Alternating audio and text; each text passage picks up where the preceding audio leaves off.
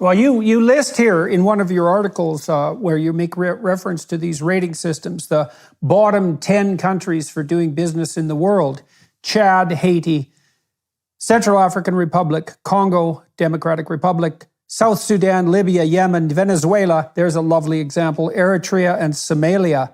And so there are three exceptions in the African ecosystem: Mauritius, Rwanda, Kenya, South Africa, Botswana, and Zambia. You pointed out in your prospectus, is it prospectus article? Yeah, prospectus article of Artbridge Institute. Right, that Mauritius is a rising star, and Rwanda is in some ways comparable to Georgia. So some of these countries have started to get this right. Yes. And so what's the consequence of that? And what does right mean? What they have understood, what these countries have understood, is that economic freedom is at the center for prosperity building. Rwanda, for example, Paul Kagame, the president of Rwanda, is explicit about it. He said he wants to be the Lee Kuan Yew he wants to be the Singapore of Africa, and Lee Kuan Yew is his model. Now, the dirty mouths are going to start shouting, "Oh yeah, see, authoritarian, blah, blah, blah." Whatever. Me, I want to talk only about the on the economic side. If you take Lee Kuan Yew and Singapore as your example, then it means that, like him, you're going to have to be serious about economic freedom. And that's exactly what he did. That's what Singapore did. When Singapore figured that out, they went on to put in the right reforms to make their environment some of the most business-friendly environments in the world, one of the most free markets environment in the world. And you saw the magic of Singapore. Today, Singapore is richer than its ex-colonizer, Great Britain. So when I hear people telling me today, "Oh, Africa is poor because of colonization," I'm like, please, let's move on from that. Does it have maybe a tiny percentage in where we are today? Maybe, and I don't know.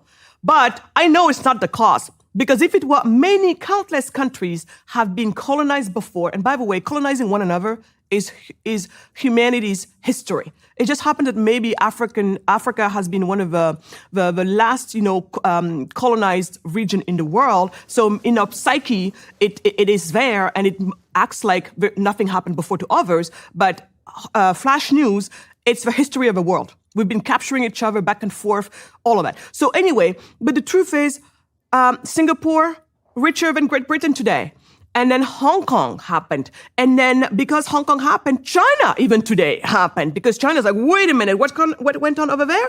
And then China went on to do the exact same thing with its SEZs, the special economic zones, some of the most free market zones in the world. And then look at it happen in communist China, who, when it comes to economics, decided that we're going to do the free market, we're going to be capitalist, because that's the only way. We tried everything else. We killed hundreds of millions of people, and we have nothing to show for it. But now that we're tired of being disrespected members of society, because guess what? That's the other thing too.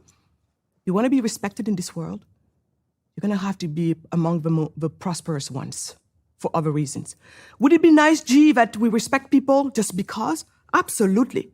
But that's really not the world we live in. So when China got tired of being disrespected, they're like, maybe we got to build also some prosperity here, because then they're going to hear us. And today, China, being one of the, being where it is at, even Hollywood, who tries to tell the world how to think, is being told by China what movies to make and how to tweak stories and history in order to be palatable for them. You see the power that comes with being prosperous. What would you recommend concretely to countries like Senegal to get the hell out of the way, let's say, of the people who would, like you, would do everything they could to try to make it better? I mean, one of the things that happened with India is India established the Indian Institute of Technology, which is a deadly engineering school. And a huge number of its graduates went to Silicon Valley, as you well know. Yep. And many of the successful Indian graduates of IIT started to dump money back into India and build a capitalist infrastructure there, or help build a capitalist infrastructure there. So this sort of thing can really take hold. If you were making recommendations to governments who wanted to get on board and stop being like Chad, Haiti, Central African Republic, Congo, South Sudan, Libya, Yemen, and Venezuela, etc., what concrete steps should they take from the bottom up to get the hell out of the way. Exactly. So two things we've been doing, because I'm a practitioner, as that's my entrepreneurial journey. I'm an entrepreneur, so I practice what I preach. But I also preach. I preach for free markets. And so when it comes to that, I'm one of the hats that I wear is as the director for the African Center for Prosperity of the Atlas Network, the largest organization in the world of free market think tanks around the world. And so what we do there is we work on reforms around the world to take down barriers of entry for local entrepreneurs. So that's one thing. But as we all know, that's a great initiative to take, and we've been making some really good advances in many countries, especially in Ghana. We've been making a lot of progress with our partners there, Imani. But that is piecemeal legislation. It takes forever. It is hard as heck. And by the time you made a gain here, you made 20 losses over there, and it's a continuous problem. But until we get better, we got to continue at it. So that's one thing we've been doing. And so that's a hat I wear, working with free market think tanks to try to make it easier for local entrepreneurs to join in the party. Additionally, I'm going bold. I'm going radical. For the past few years, we've been advocating an idea for Africa that found some of its roots in Latin America. And again, I'm related to the people who are involved in this. My husband being one of the key figures in this movement, a movement called the Charter Cities. Paul Romer calls it like that. He's a Nobel laureate in economics. Others call it the Free Cities. I like to call it the Startup Cities. So the best way to think about it, Jordan, and it goes back to what you were talking about earlier when you use the word operating software.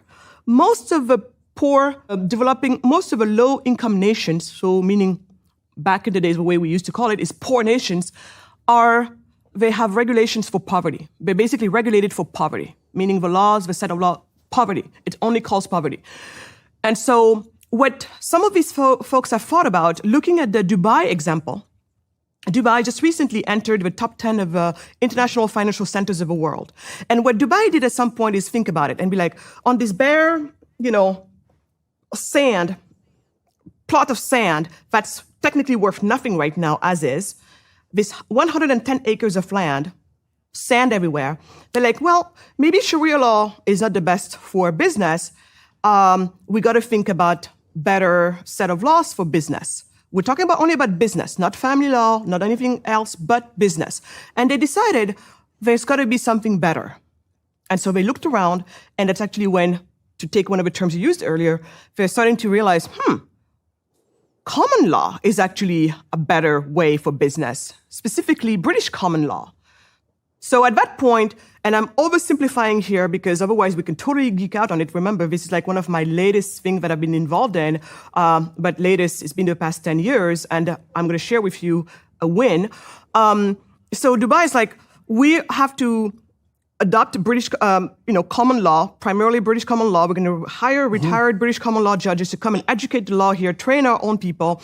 And that, along with many other reforms, to also become a top center when it comes to the, and in the free market when it comes to the finances. Dubai. That British common law system, so it's very, very interesting theologically and metaphysically. So it's predicated on the idea that every individual has all the rights that there are, except for those that are specifically regulated and limited by legal necessity. And then generally that realm of necessity has emerged only as a consequence of disputes between people. So you're free to do whatever you want unless you have a dispute with someone else. Then the dispute is adjudicated according essentially to constitutional and theological principles, and then a precedent is established. And then the whole body of law built up that body of precedents. Yes. Yeah, and it's bottom up, not top down. It's totally and that. English common law is a gift from God, man. No, it's something else. Absolutely. And that's the key word there when you said bottom up. So common law is so much better for bottom up approaches. And we all know that markets work better in a bottom up approach. And also, when they have to educate the law and resolve a dispute, they're going to be much more respectful to the contract that was passed between the two parties than, say, civil law would be. right? And so anyway, so from this standpoint here, you have Dubai who's now trying to put all of this together, and eventually they put a set of laws together that would now be conducive to being a top international financial center in the world. And voila, in less than a generation, in less than 25 years, Dubai completely unrecognizable.